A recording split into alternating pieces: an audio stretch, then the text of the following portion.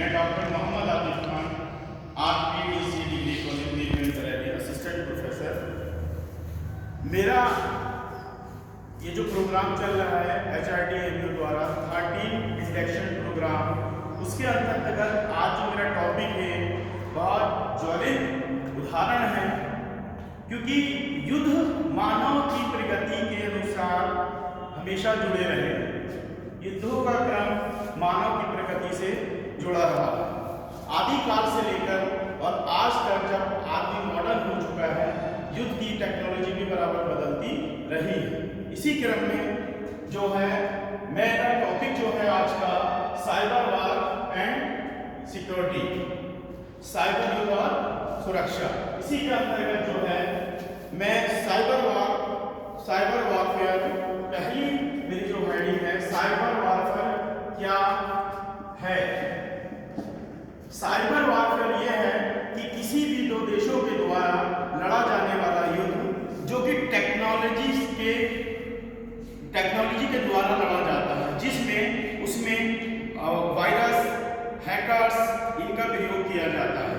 जिस प्रकार से मानव के अंदर वायरस इंजेक्ट करता है और उसकी बॉडी को बहुत हानि पहुंचा देता है और उसके पार्ट्स को इन्फेक्टेड कर देता है, जैसे बुखार है, नोज आना, ये इस तरीके से बॉडी कैंसर, इस तरीके की बहुत सारी बीमारियां पैदा कर देता है। इसी प्रकार से जो है साइबर वार है, वायरस के द्वारा, हैकर्स के द्वारा, टेक्नोलॉजी के द्वारा दूसरे के प्रोग्राम को हैक कर लेना और उसकी डाटा को चोरी कर लेना, अपनी तरफ उसको हैक करके चोरी कर लेना या फिर उसको वहीं ब्लॉक कर देना और उसकी गतिविधि को जो है रोक देना है, पूरी तरह से उसको कई वर्षों तक पीछे पहुंचा देना है। साइबर के अंदर ही आता है, साइबर वॉरफेयर के अंदर आता है। साइबर वॉरफेयर के खतरे क्या हैं जो अब यहाँ पढ़ा गया है। साइबर वार के खतरे, threats, what is threat?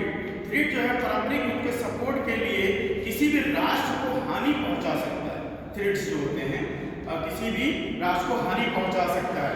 Cyber threat के प्रकार, साइबर थ्रेट के जो प्रकार होते हैं वो जो है एस्पियोनॉजी है, जो कि एक जासूसी होती है, किसी देश के अंतर्गत जासूसी का वो होता है, जासूसी करते हैं। दूसरे नंबर पे आता है सबरेज, जो कि पूरी तरह से किसी देश के तंत्र को नष्ट कर देता है, जो उसका तंत्र चल रहा है उसको नष्ट कर देता है।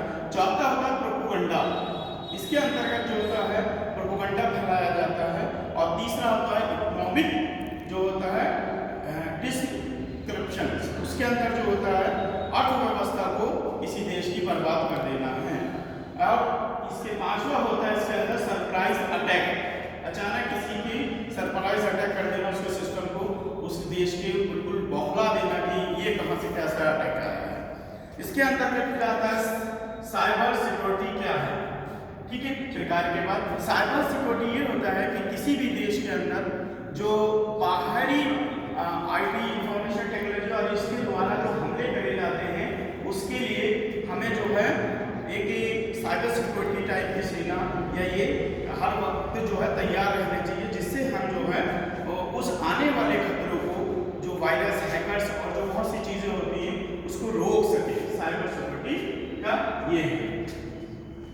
साइबर सिक्योरिटी अब इस क्रम में है क्यों आवश्यक है, क्यों आज के परिप्रेक्ष्य में आप देखिए कि जो युद्ध चल रहे हैं, पहले ही कहा जाता था किसी एक कोई भी फौजी है वो है तो 100 लाख के बराबर काम करता है।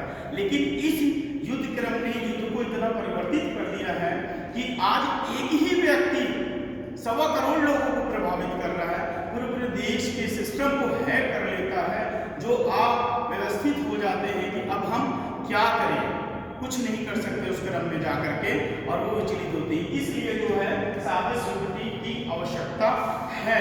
इसलिए इसी क्रम में मैं ये कहूँगा कि कई देशों ने अपनी साइबर फोर्सेस बना रखी हैं बड़ी बड़ी, उसमें मैं कई नाम लूँगा, जिसमें सबसे क्रम से शुरू से 5 नाम ले लेता हूँ।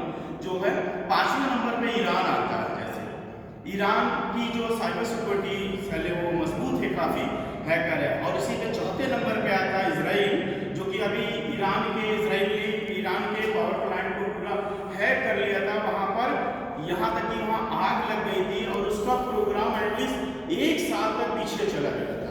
आप सोचिए, कहीं बैठे हुए व्यक्ति ने पूरा हैक कर लिया और उनका प्रोग्राम एक साथ पीछे चला जाता, पावर प्लांट में आग भी लग गई थी। इसी क्रम में जो है तीसरे नंबर पे चाइना आता है, और चाइना इस क्रम में उसने अपनी फोर्स भी बनाई, साइबर फोर्स 2010 में बनाई थी, ठीक है। और इसने जो है बहुत तेजी से सबसे ज़्यादा हैकर जो है चाइनीज ही इस वक्त जो है चाइना के हैं। और इसी क्रम में दूसरे नंबर पे यूएसए को दिया जाता है, जो कि बहुत मजबूत है, क्योंकि यूएसए को इसलिए ज़रूरी है उनकी फौज, क्योंकि कई लाखों की तादाद में उनकी जो एटॉमिक और जो रिसर्च वो है उसके थ्रेड्स भेजे जाते हैं, इस तरीके के मार्बर वायरस मलेशिया से और देशों से भेजे जाते हैं, उनको तोड़ने के लिए इनको बनानी पड़ी। और लास्ट में सबसे मजबूत और पावरफुल जो मानी जाती है वो रशिया की है, हैकर्स पावर एंड फ्लो सबसे ज़्यादा जो है उसे DOD भी कहते हैं। इससे कोई नहीं बच पाता है, समझ लीजिए इनके हैकर से कोई नहीं बच पाता है। या और मैं यही कहूँगा कि हमारे देश को भी साइबर सिक्योरिटी फोर्स की ज़रूरत है। इसी के साथ मैं अपने में धन्यवाद कहूँगा सबका। Thank you very much. Thank you.